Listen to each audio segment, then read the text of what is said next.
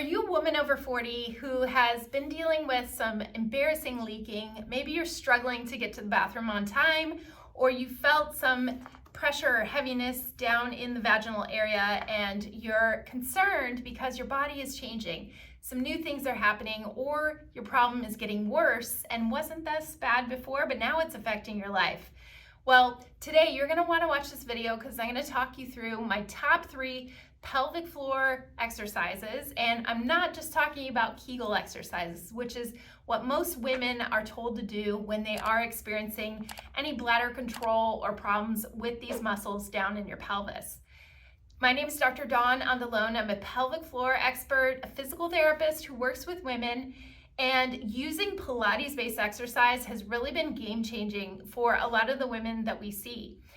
Your pelvic floor muscles are part of your core, and when you think of Pilates exercise, and people start doing Pilates exercise because they know it's going to tighten their core and strengthen those muscles, and also be helpful for any back or joint pain.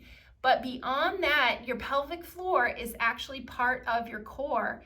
If you're given the right cues to work on not only strengthening, but lengthening and releasing the pelvic floor, it can be a game changer when it comes to helping bladder control problems or even symptoms of prolapse, that pressure or heaviness in the vaginal area. You do want support of those muscles, but you don't want to clench and tighten them all the time. And that's where Pilates exercise can be great if you're cued in the right way to work on some deep breathing, work on activating the muscles, but also releasing and letting them go. That is how your muscles are going to heal. Now, we don't want to just tighten and squeeze all the time, and doing Kegel exercises is usually what you'll read online as a solution for having pelvic floor problems. Those muscles, if any muscle in your body is tense all the time, it can't actually get stronger. It's in a shortened position. So the important part is balancing between releasing and letting go, and then building and working on strengthening. So I'm going to show you what you should be starting off with if you are experiencing any uncomfortable feeling in the pelvic floor or having bladder leaks or urgency. Then you definitely want to learn how to keep your hips mobile and stretch out and release through the pelvic floor, so then your exercises can actually be more effective for strengthening. So the first exercise we are going to do, I have a pillow here because you can put your knee on a pillow, resting your knee there, and I'm going to take my other leg out to the side. So I'm going to work on stretching and lengthening inner thigh muscle. And as I go into a child's pose position, I'm going to lean back and I'm going to work on 5 slow, deep breaths. So inhale through the nose, exhale through the mouth.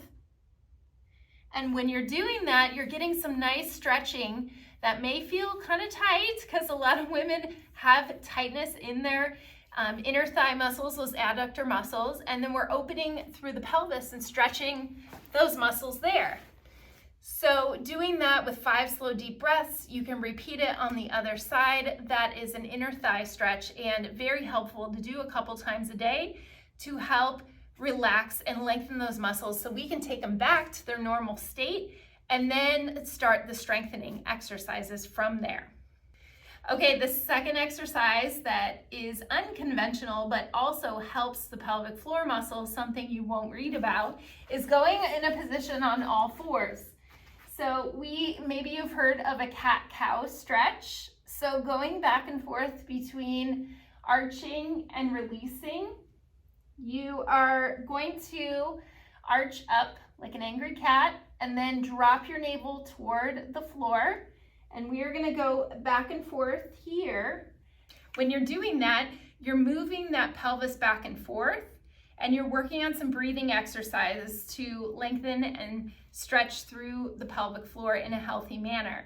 Now, you start there, do about 10 of those. So we're working on releasing, no tightening and contracting there. It's fully just to get some movement in your lower back and movement in your pelvis.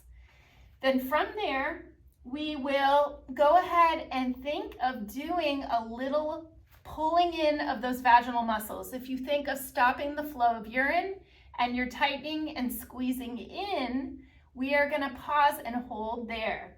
Now in this position, it's almost impossible for you to tighten and tense your glutes, your butt muscles. So that's why I like to try to practice this on all fours, because in that way you can't tighten your glutes at the same time. You're not going to cheat. So as the pelvic floor muscles draw in, you're going to hold there for about 3 to 4 seconds, and then you're going to release. So when you're working on those breathing exercises, you're going to think of a flower opening up. And as that flower is opening up, it's going to release the pelvic floor muscles, which therefore can get stronger if you take them back to their normal state. So on all fours, we are going to practice that contraction just for 3 or 4 seconds, but without holding your breath, and you're not tensing your glutes. And then release it. And you can feel more of that release almost through the anal area when you release. And then tighten and contract again. Keep doing your breathing. And we'll repeat that about 5 times. Now, those exercises might not be something that you were told to do, but they are effective for first releasing and letting go of the pelvic floor muscles, and then gently working on pulling them in and up so your brain can connect to that area of your body. You'd be surprised how many times I have taught women how to actually contract and use their pelvic floor, but their muscles don't even know what to do. It's like their brain doesn't even connect there. That is normal for a lot of women that are having bladder urgency or leaks. So if you practice this and you work on both releasing and lengthening and some gentle contractions, and then take that into more of a strengthening program using Pilates, it can be highly effective for helping bladder control problems, back pain, hip pain, and also tightening and toning around your midsection and your hips.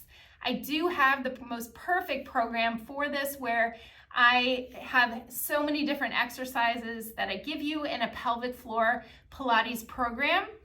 Only 15 minutes a day, which is the really great part about it, because busy women can do it. And it's going to talk you through both lengthening and contracting types of exercises, but more in a Pilates mat format, which makes it a little more fun. You can check that out in the link below. I attached that there. But just know that Kegels are not the only answer. Strengthening exercises, if they're not working for you and you've been trying them diligently for 3 to 4 weeks and nothing is changing and you're still having your problem, it's probably because you're not doing the right types of exercises.